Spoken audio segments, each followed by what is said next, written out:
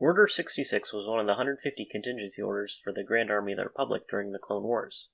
When it was issued, the clone troopers would turn on their Jedi officers and take them out with lethal force. Palpatine famously gave this order 19 years before the Battle of Yavin, ending the Clone Wars, and beginning the era of the Jedi Purge. Many stories within the expanded universe have dealt with the aftershocks of this event, and we've seen several Jedi hunted down by the Galactic Empire. Though many Jedi were killed off right when the order was first issued, some managed to escape to fight another day. These are the top 10 Jedi that survived Order 66. This video idea was suggested by Robin McCormick, and if you have any suggestions for topics for me to discuss in a future video, leave me a comment. Before we start the countdown, I wanted to sort of rework the topic a little, if Robin didn't mind. Instead of just doing the top 10 Jedi who survived Order 66, I wanted to focus on Jedi whose ultimate fate is currently unknown. So while characters like Obi-Wan Kenobi and Yoda would have for sure been on this list normally, I'm going to exclude them here as we know how they both eventually become one with the Force. Sure, we know every character will eventually pass on, due to time working the way it does, but for some, we don't know how exactly that'll happen, which could lead to potential future legend stories to be told. For one thing, this list will highlight some lesser-known Jedi, but also show that there are 10 characters within the Legends universe whose stories are unfinished, and we would very much like to know what happened to them. Spoiler warning from here on out, by the way. Number 10. Maris Brood. Years after Order 66 occurred, Jedi Padawan Maris Brood was hiding on Felucia with Master Shaak Ti. Darth Vader's apprentice Starkiller came to the planet to hunt Master Ti down as part of his training around 3BBY. Maris was eager to face Vader, but Shaak Ti told her that she wasn't ready to face the Sith and told her to hide. Shaak Ti and the native Felucians were concerned that Maris herself may be headed towards the dark side. Eventually, Shaak Ti and Starkiller fought, ultimately resulting in Shaak Ti's death, leaving Maris alone on the planet to fall to the dark side. Starkiller later returned to Felucia to rescue Senator Bail Organa, who was captured by Maris while he was out looking for Shaak Ti, unaware of her death. Starkiller also fought Maris and defeated her, though he ended up letting Maris go after she promised to renounce the dark side. Bail Organa told him that he shouldn't have let Maris go, but Starkiller reassured him that she would carry the memories of what she's done on Felucia forever. And the last we see of her is her retreating into the jungles of Felucia. What happened after that is a mystery. Did she actually renounce the dark side? I doubt she would try to stay on Felucia, but where would a former Jedi Padawan who fell pretty hard to the dark side even go? Likely Darth Vader and Palpatine knew about her. I doubt that they would let a powerful Force user like her run around on their watch. Would they try to hunt her down? Or recruit her to be an Inquisitor? Though Maris only appears in The Force Unleashed, I think she has the potential to become a really interesting character. Number 9. Ahsoka Tano. Ahsoka Tano was Anakin Skywalker's Padawan throughout most of the Clone Wars, and accompanied him on several missions. One day, the Jedi Temple was hit by a terrorist attack that killed many people, and unfortunately for her, Ahsoka was framed for killing the only person who could divulge the true identity of the one who planned the attack, making it look like Ahsoka was the one behind it all. Later on, Anakin found out that Barriss Offee was actually the one who planned the attack, and Ahsoka was set free. She was offered to be reinstated back into the Jedi Order, but because they didn't trust her, Ahsoka decided to walk away from the Order to find a new path. Okay, now this will involve some explaining.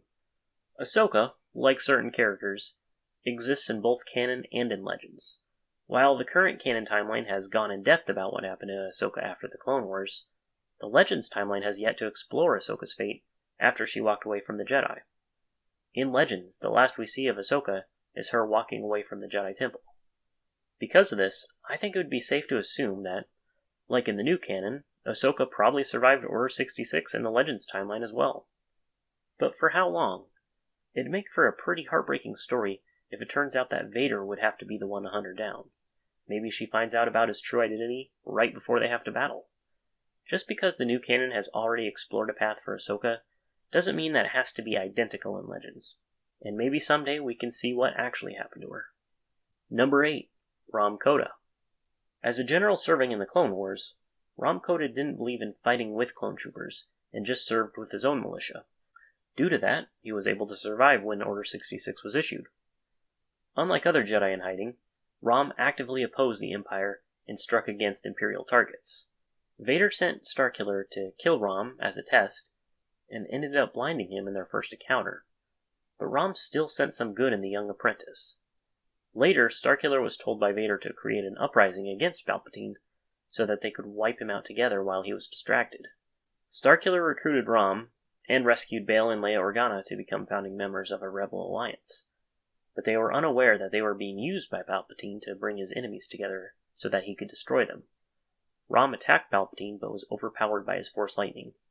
Starkiller managed to jump in and save Rahm Kota, but at the cost to his own life. Rahm Kota would go on to recruit a clone of Starkiller and X2, a clone of his own former apprentice, into the Rebel Alliance.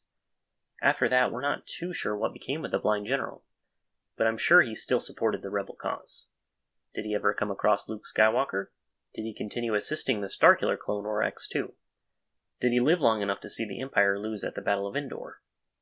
I don't know how likely we are to get Force Unleashed 3, or a Battlefront game that takes place within the EU, but I'd love to read more about Rahm Kota in a future Legends book or comic.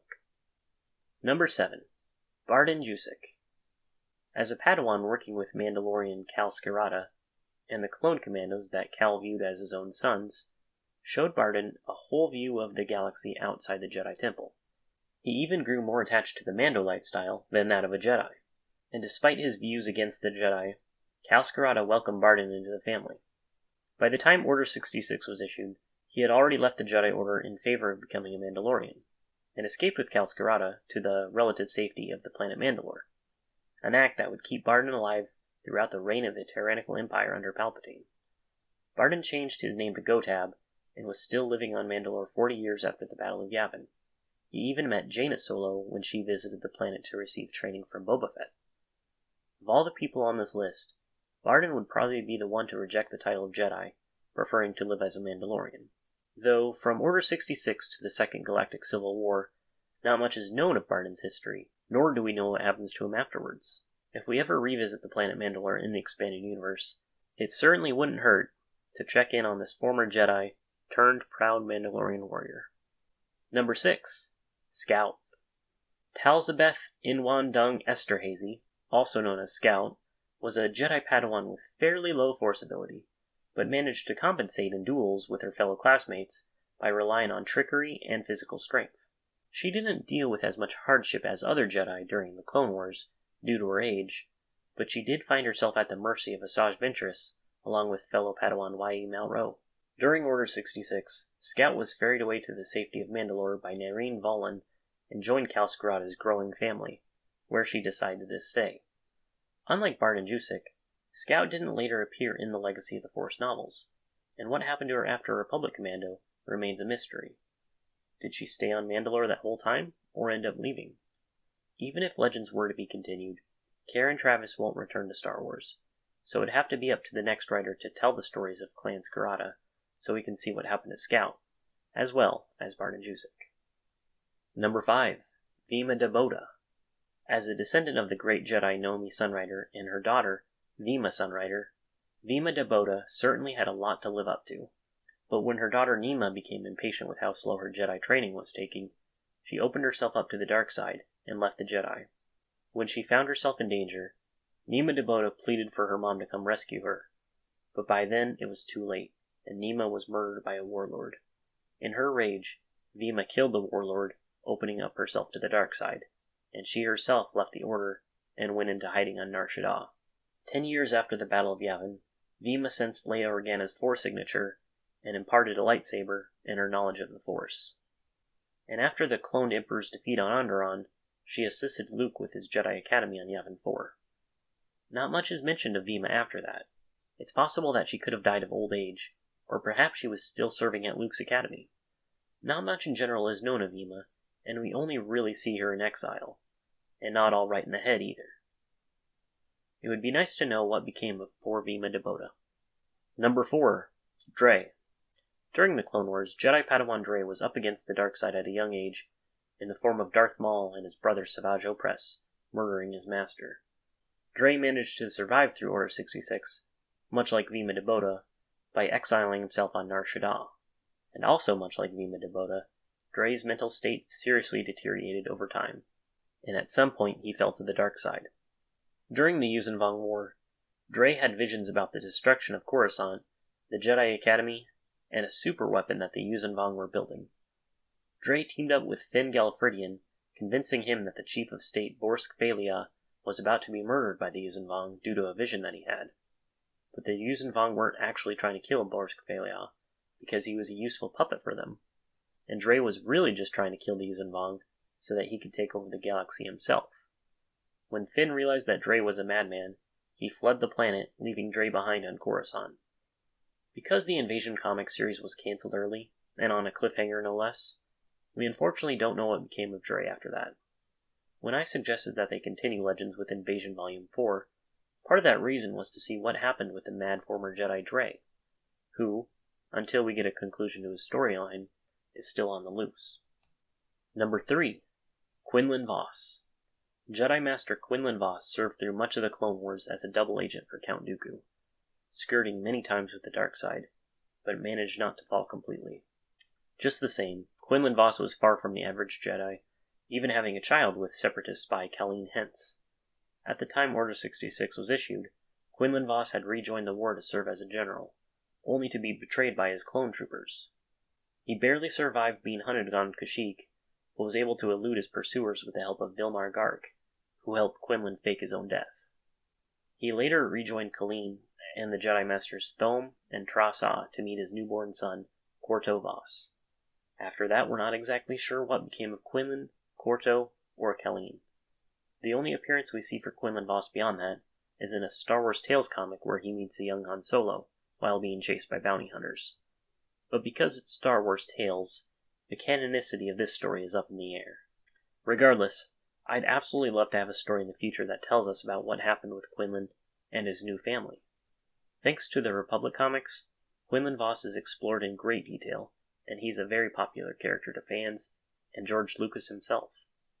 And as intrigued as I would be by more Quinlan Vos stories, I'm also very curious to know more about Little Corto. Number 2. Das Jennir. Jedi Master Das Jennir was leading a battalion of clone troopers against the Nosarians on New Plimto when Order 66 was issued. It came as a massive shock to him, as it did any other Jedi. When the clones turned on him, he allied with the Nosarians and led them in battle against their common enemy, the Empire. But when they were completely outmatched against the Imperials, Das Jennir and his new friend, Bomo Greenbark, escaped the planet with a crew of smugglers aboard the ship the Yuho-Mele.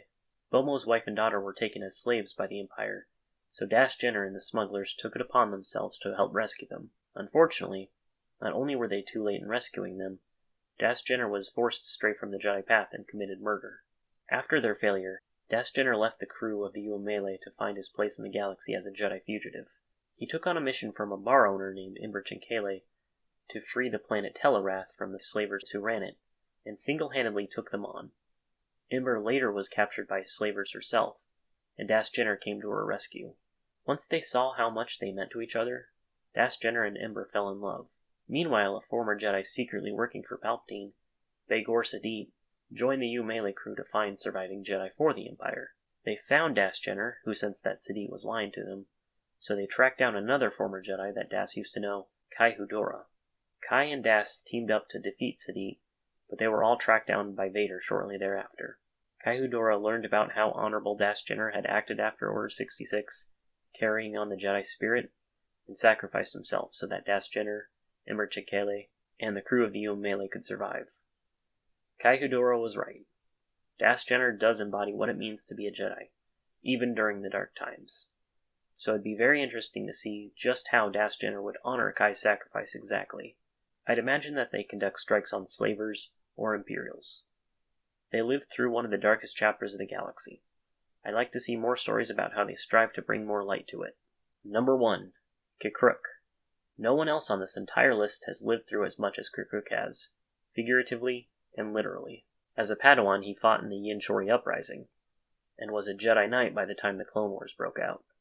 But early on, he became disillusioned by the war, believing that the Jedi should not have been evolved. He joined a group of Jedi led by Sora Bulq to leave the war, but it was a trap, and Sora Bulq had actually gone over to the dark side to join Count Dooku. K'Kruk rejoined the war and was involved in many engagements like the Siege of Seleucami. At the end of the Clone Wars, K'Kruk was aboard a damaged ship that was forced to land and make repairs at the Bogdan Jedi training facility. It was then that Order 66 was issued, and K'Kruk had to fight off his former comrades to rescue a group of Jedi younglings. He and the eldest youngling, Chase Peru, were forced to take responsibility for the children to keep them safe from the Empire. Thanks to the compassion of Commander Tiran, a man who had fought with Kukruk during the Clone Wars, Kukruk and the Jedi were able to stay hidden at an abandoned Jedi outpost. It is currently unknown when Kukruk decided to join Luke's new Jedi Order, but over 150 years later, he was serving on the remnants of the Jedi High Council with Masters Trasa and Tili Kwa. After the battle against Darth Krayt, Kukruk represented the Jedi in the Galactic Triumvirate. Kukruk is, as far as we know, the only survivor of Order 66 in the Legacy era, and the only Jedi from the Old Republic that has lived to the very end of the current Legends timeline. If they ever do make a Legacy Volume 3, then as a member of the new Galactic Triumvirate, I expect Kukruk to at least play some role in representing the Jedi. Also, it'd be cool to see the story of Kukruk joining Luke's Jedi Order, as we never seen him interact with Jedi of that era. Order 66 saw to the end to the vast majority of the Jedi Order, but inevitably there were a few that were able to slip through the cracks. This list is just a small example of the Jedi survivors that managed to avoid annihilation by the Empire. All very different personalities and unique skill sets among them, but each and every one here is an interesting character to read about, and each of them don't have a solid conclusion in their storyline. I don't want more stories about these characters just so they can be killed off, but I do want to know how each of their individual storylines continued from where they last left off. Like we saw with Valance the Hunter, there's no reason not to revisit these amazing, wonderful characters and see how they endured in a galaxy that wanted to see them dead.